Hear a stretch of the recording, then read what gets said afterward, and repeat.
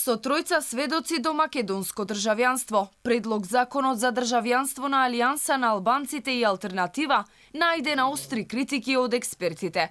Се отвора прашањето дали се на повидок можности за злоупотреба на законот во пресрет на најавениот попис на 1 април идната година.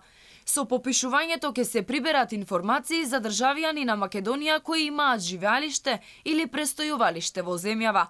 Оние пак кои живеат во странство, а имаат македонско државјанство, ќе може да ги попише некој од нивното семејство. Опозицијата алармира дека ова се најгорливи теми. Вака најавениот попис ќе биде далеку од стандардите на Евростат и Обединетите нации за кредибилитет на истиот.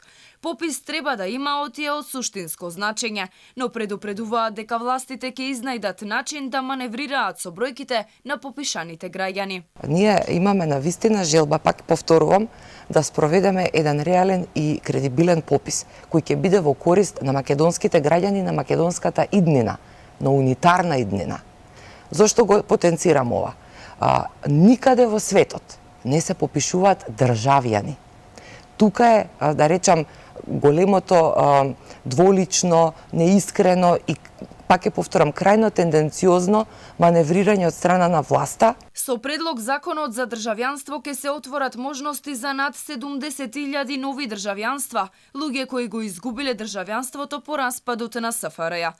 Во предложените измени стои дека лицата кои до 8 септември 1991 година живееле на територија на Македонија може да се стекнат со овој документ со дадена изјава од тројца сведоци. Од Алијанса не криеа дека овој предлог го презентираат поради пописот кој е најавен. За ова реагираше и поранешниот министер за внатрешни работи Павле Трајанов, кој смета дека предлогот е несериозен и постојат меѓународни конвенции и строги правила за тоа како се стекнува државјанство. И од владеачката СДСМ се изјаснија дека имаат многу забелешки за предлог законот. Партијата имаше забелешки за кои најави дека ќе разговара со пратеничките групи и ќе поднесе амандмани со цел да се обезбеди поширок консензус за да се дојде до соодветно решение.